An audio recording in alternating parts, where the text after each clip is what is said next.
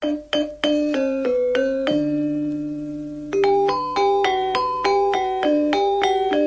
Kalijaga adalah salah satu wali dari 9 wali penyebar ajaran Islam di tanah Jawa.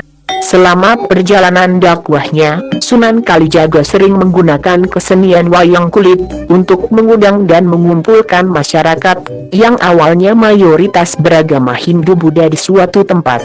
Dalam cerita wayang kulit yang disampaikannya, Sang Sunan sedikit demi sedikit menyisipkan petuah dan ajaran-ajaran Islam untuk menarik perhatian masyarakat terhadap agama yang dibawanya.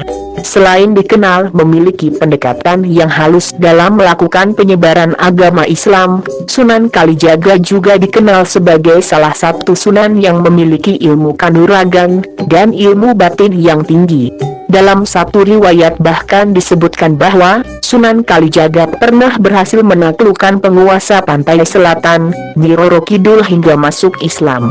Ilmu kebatinan tinggi yang dimiliki Sunan Kalijaga dibuktikan dengan beberapa benda pusaka peninggalannya. Apa saja benda pusaka Sunan Kalijaga yang ditinggalkannya? Berikut ini penjelasannya.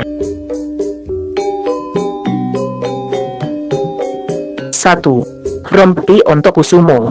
Pusaka Sunan Kalijaga yang pertama adalah rompi Ontokusumo. Berdasarkan banyak riwayat, diketahui bahwa rompi ini merupakan hadiah yang diberikan langsung oleh Rasulullah kepada Sunan Kalijaga. Dalam sebuah kisah, rompi Ontokusumo didapatkan oleh Sunan setelah beliau selesai menghatam Al-Quran.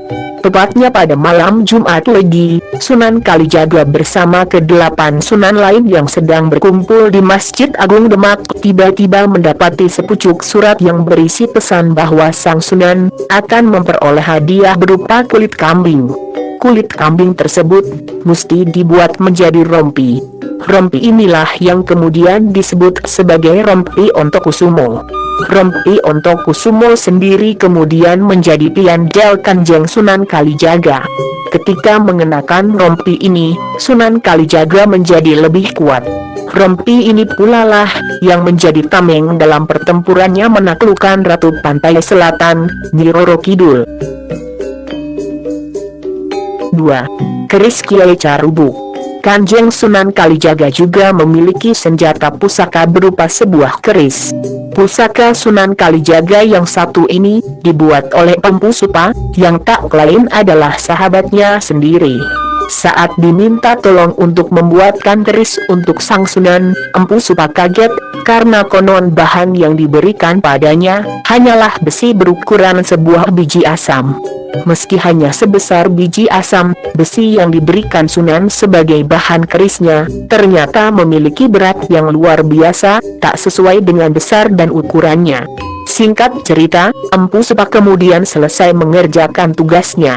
Keris yang sudah jadi itu kemudian ia serahkan pada sang Sunan. Oleh sang Sunan, keris dengan 17 lekuk itu kemudian diberi nama keris Kiai Carubuk. Keris ini sangat ampuh dan diwariskan turun-temurun.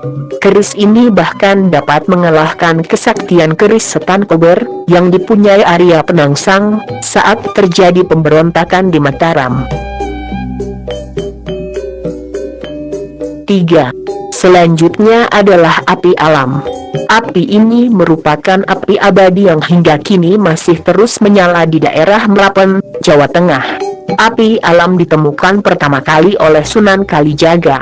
Saat Sunan Kalijaga menancapkan tongkatnya ke tanah dalam perjalanan dakwahnya, tiba-tiba berhembus gas yang kemudian menjadi api dengan ukuran diameter 1,5 meter.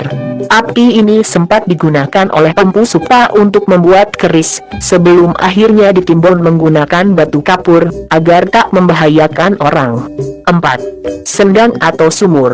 Sunan Kalijaga juga meninggalkan sebuah pusaka berupa sumur dengan air yang jernih.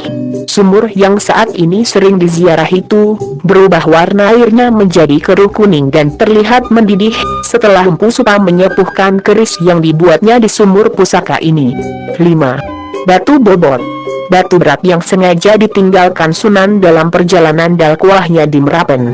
Batu ini sengaja ditinggalkan karena beratnya yang luar biasa dan tak mungkin dibawa dalam perjalanan pulang. Batu bobot ini juga pernah dijadikan landasan Empu Supa ketika membuat keris Kiai Carubu. Itulah beberapa pusaka Sunan Kalijaga yang hingga kini masih dapat kita temui.